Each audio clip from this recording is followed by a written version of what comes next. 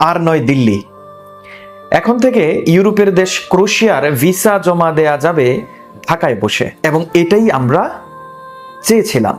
জানুয়ারি অথবা ফেব্রুয়ারি মাসের মধ্য থেকে ক্রোয়েশিয়ার ভিসা নেয়ার জন্য নেপাল অথবা ভারতে অবস্থিত যে এম্বাসি আছে সেটার শরণাপন্ন আর হতে হবে না।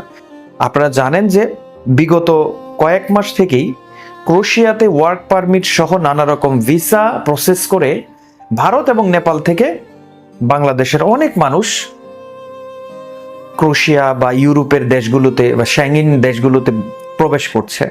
ভারতে এখন বাংলাদেশের মানুষকে আপনারা জানেন চিকিৎসা দিচ্ছে না,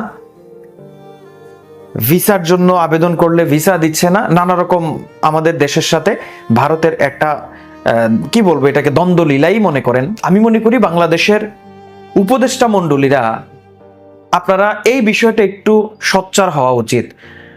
যেহেতু আমরা ভারতকে বয়কট করেছি, আমরা ভারতে আর যাব না, তাহলে আমাদের এই যে রেমিটেন্স যোদ্ধা যারা হতে চায়, বাংলাদেশের মুষ্টিমংশ মানুষই তো প্রবাসে চলে যেতে চায়, তাদেরকে একটু সুযোগ করে দেন, তাহলেই না আপনাদের রিজার্ভ ভর্তি হবে।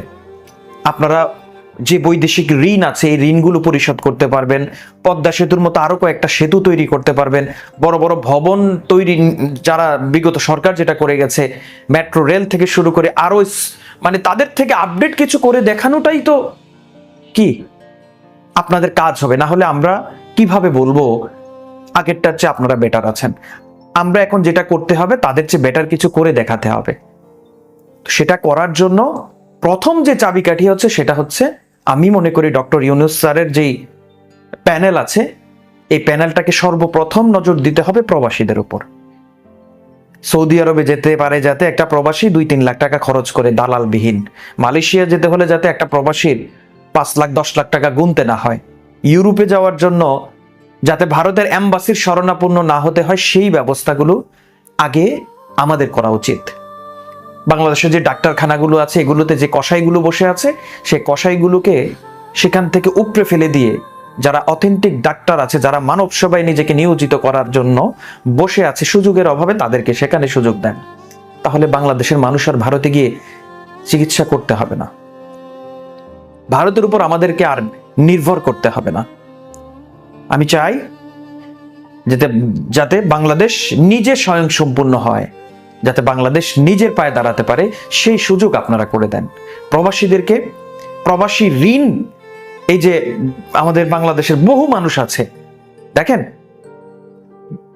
বাংলাদেশের মুষ্টিমংশ যারা পড়াশোনা করার সুযোগ পায়নি, অর্থের অভাবে, টাকা পয়সার জন্য, পারিবারিক চাপে অনেক মানুষ আছে পড়াশোনা করার সুযোগ পায়নি, তারা কিন্তু প্রবাসে যাওয়ার জন্য হুমড়ি খেয়ে পড়ে আছে। কারণ তারা পড়ালেখা করতে পারেনি, কিন্তু শক্তি আছে গায়ে, মেধা আছে, সবকিছু আছে, কিন্তু তারা তো সুযোগ পাচ্ছে না। তাদের তো টাকা পয়সা নেই যে এই টাকা দিয়ে তারা সৌদি আরব যাবে 10-12 লাখ টাকা খরচ করে, ইউরোপ যাওয়ার যে স্বপ্ন, এগুলো তো তারা ওই যে বাই পথে যেতে হয়, নিজের জীবনের ঝুঁকি নিয়ে, সাগর দিয়ে, জঙ্গল দিয়ে, নানা রকম ভাবে কষ্ট করে তারা কিন্তু যাচ্ছে, ইউরোপে যাচ্ছে, সেখানে গিয়ে কিন্তু রেমিটেন্স দিচ্ছে, অবৈধ পথে যাক আর যেভাবেই যাক, টাকা তো বাংলাদেশে বৈধ পথে পাঠাচ্ছে, আপনারা রেমিটেন্স পাচ্ছেন।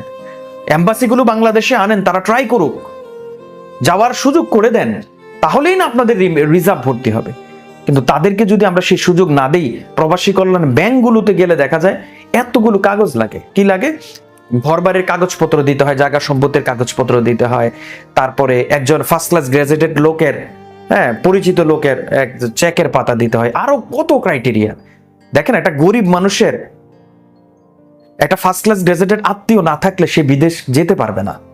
নাই তো তার, ও যে সোসাইটিতে বসবাস করে নাও থাকতে পারে, এবং ফার্স্ট ক্লাস গ্রাজুয়েটেড লোক থাকলেও কোনো মানুষকে চেকের পাতা দেয় না, দেয় না।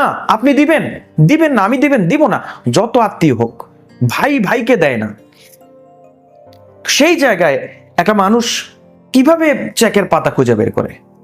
কিভাবে? তার তো ঘর বাড়ি জায়গা সম্পত্তি নেই, বিদেশে সে প্রবাসে যাবে, তো তার কাছে যে ঘর বাড়ি জায়গা সম্পত্তির দলিল চাচ্ছেন, সে দলিল কোত্থেকে আনবে?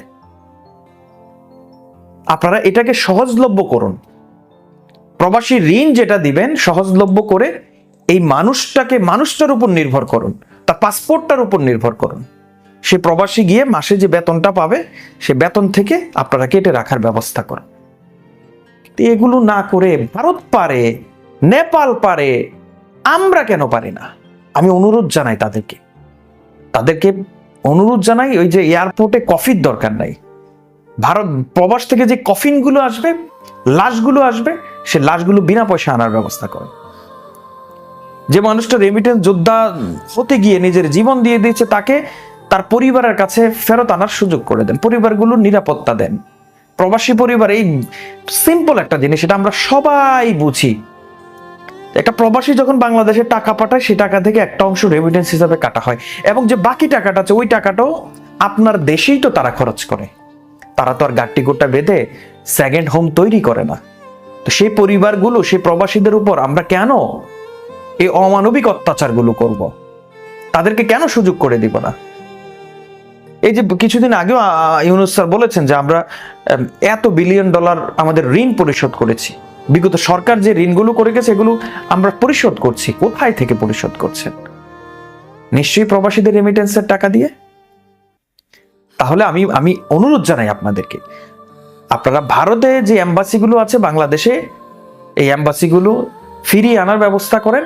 বাংলাদেশের মানুষ যাতে এখানে ফেস করে, নিজের যোগ্যতাকে দেখিয়ে তারা বিদেশ যেতে পারে, সে সুযোগ আপনারা করে দেন। এই এক একটা মানুষ এক একটা মিসাইলে পরিণত। আপনি যুদ্ধের জন্য বাংলাদেশ 1971 সালে মিসাইল তৈরি করেনি। এক একটা মুক্তিযোদ্ধা মিসাইলের মতো দেশ স্বাধীনে ঝাঁপিয়ে পড়েছিল। এখন তো বাংলাদেশের এই প্রবাসীরাই বাংলাদেশের মুক্তিযোদ্ধা, এক একটা মিসাইলের মতো রেমিটেন্স পাঠাচ্ছে, আর সেই রেমিটেন্স দিয়ে বাংলাদেশ ডেভেলপ হচ্ছে।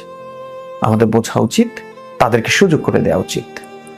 তো সবাই ভালো থাকেন, ইনশাআল্লাহ দেখা হবে ইনশাআল্লাহ আগামী কোনো ভিডিওতে। আসসালাম।